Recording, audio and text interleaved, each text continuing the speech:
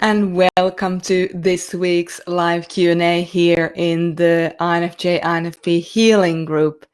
It's great to be here with you today. I hope you've been having a great week, and I'm looking forward to covering some of our questions from today or from this week. We have loads of questions, so I reckon we'll just get straight into it. So the first question here is from an anonymous person. As a codependent INFP, I have always tended to other people's needs, and I've always tried hard to see where people are coming from, even when they've done something that has hurt me. Has this been me tapping into my immature shadow adult outward-facing feeling, or is it that I've internalized these values from my parents into my adult self inward-facing feeling and listened to the fears of my 10-year-old inner child inward-facing sensing? Merja, what do you think? Okay, so great question. So I just want to give a little bit of background into this question in case you're not familiar with these terms and so on. So every person has what we call their light or their main side, and then they have their shadow side.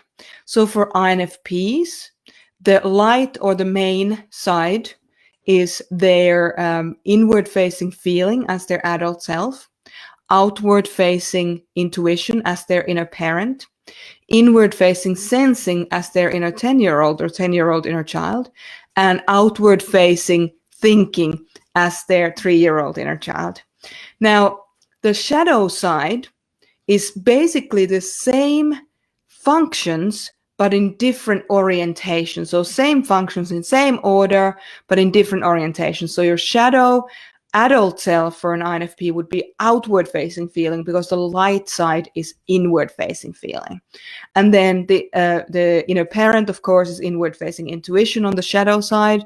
The shadow 10-year-old for INFPs is outward-facing sensing, and the shadow 3-year-old for the INFP is inward-facing thinking. So just based on that, we can start unraveling this question a little bit. So you're asking if kind of people-pleasing or codependency is coming from like an unhealthy shadow adult self, which is the outward-facing feeling. And I can see why you're asking this question, because, you know, the outward-facing feeling is often how we relate to other people in our lives. So you could think very easily that, oh, I'm codependent, so therefore my outward-facing feeling part of me, which is in my shadow adult self, is probably not very healthy.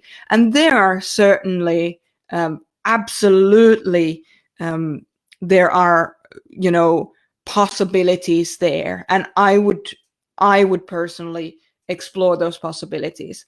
So for me, what I've noticed about the shadow side is that it is our shadow that is often the most injured part of us. And I know that we say that it's usually our inner children on the light side. So we talk about the 4 people within, but in fact, we do have 8 people within us.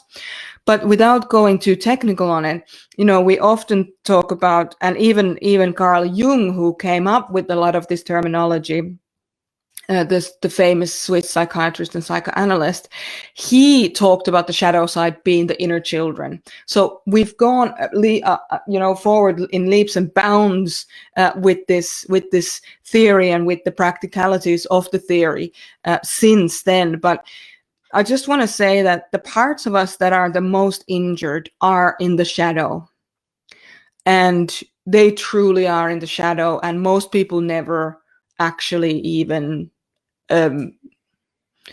acknowledge or recognize the shadow parts of us. So I just wanted to say that before I answer that question. So absolutely, it is very well possible that there is some injury to your outward-facing feeling, inner parent, shadow inner or shadow adult self. That is absolutely a possibility. before I'd go into that, what I tend to do is I tend to look at the dynamics in the light family. So the 4 people within the main 4 functions that you have, and look at what might be there. You've clearly done a lot of work from your language. I know that you're probably one of my students directly under me because of the language that you're using. So you've probably done a lot of work. So if I were in your shoes, I would definitely check into that shadow side.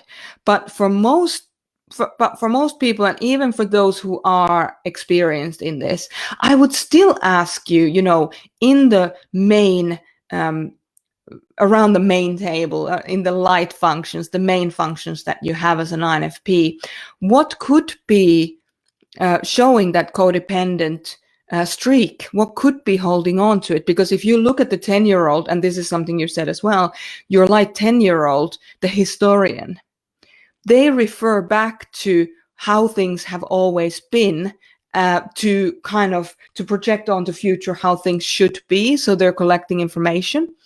So the tricky thing about the historian too is that he, she, or they tend to put those memories, positive or negative, into your cellular memory, into your body. So not just in the memory of your brain, but actually the memory of your body, which means that as an INFP, you can often get like visceral or body reactions to things.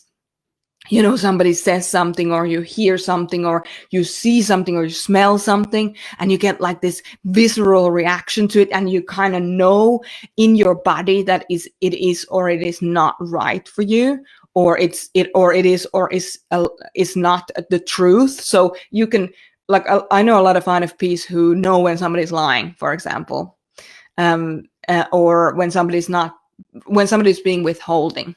So your 10-year-old inner child, your main 10-year-old inner child, already has a huge capacity in continuing the coping mechanisms that kept you safe as a child. So just remember that all the painful experiences have given us coping mechanisms in our lives. Things like codependency, things like enmeshment, things like narcissistic wounding. And they've given us coping mechanisms to keep us safe, because we had to have those in order to survive those times that we were in those situations. Now, the great thing about it is that as an adult, you get to choose who you surround yourself with and what kind of people you associate with in general, what kind of situations you want to get into. So you have a lot more power as a grown-up to really decide if you will or won't put yourself into abusive situations, which you didn't have as a child. And because you have that as an adult, now you get to choose that not every person is always going to hurt you, even though your parents hurt you. Or, one of your parents you couldn't trust, so you learned that you can't trust people. But the thing is that other people aren't your parents. You might have the most genuine people in your life, and you won't know it because you're projecting onto them out of self-preservation that it is not safe to trust them. And that leaves us so lonely. So when you're talking about the codependence, as an INFP, just please remember that 10-year-old inner child has kept you very, very safe as a child.